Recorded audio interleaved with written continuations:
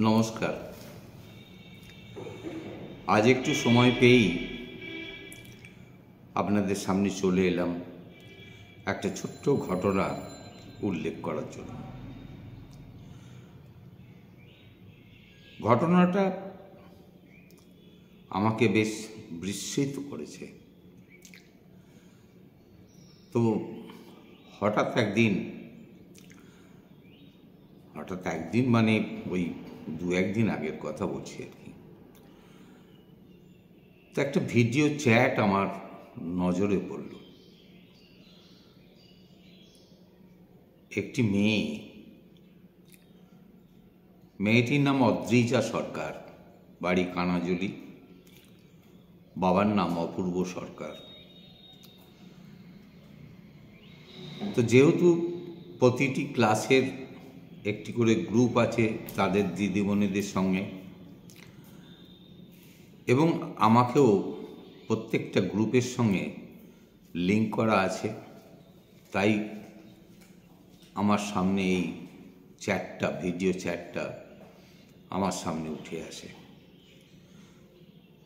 Video চ্যাটটা পড়ে আমি বিস্মিত হই, মনে মনে ভাবতে থাকি যে সবেমাত্র ক্লাস 4 পাস করে 5-এ সে অ্যাডমিশন নিয়েছে, এবং দিদিমণির সঙ্গে ভিডিও চ্যাটে সে জানিয়েছে যে সে মাঝিনান নববিদ্যালয়ে ভর্তি হয়ে গেছে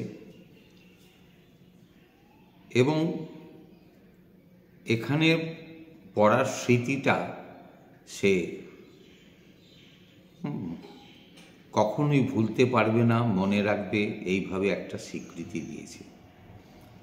আপনারা কাইন্ডলি চিঠিটা পড়বেন, আমি এখানে চিঠিটা আপলোড করে দেব।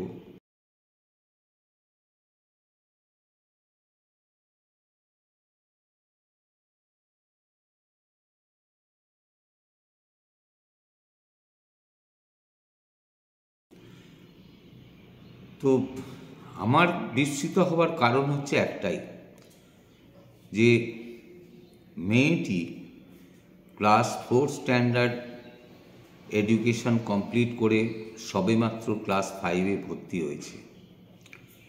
সে যদি মনের অভিব্যক্তি ভাষা দিয়ে এইভাবে প্রকাশ করতে পারে,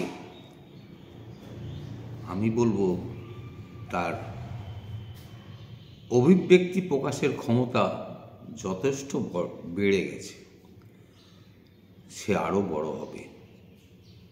আমি বড় হয়েও আমি ওই যে মেয়েটি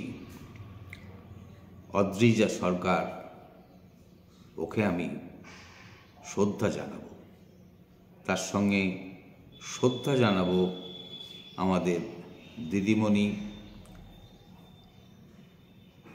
মুনমুন দাসকে। যেহেতু মুনমুন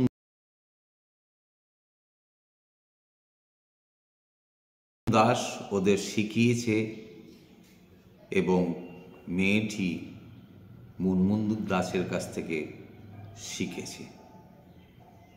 আশা করছি যদি আপনারা ভিডিওটি দেখার সময় পজ করে ওই ভিডিও চ্যাটটি একটু মনোযোগের সহিত দেখেন, তাহলে বুঝতে পারবেন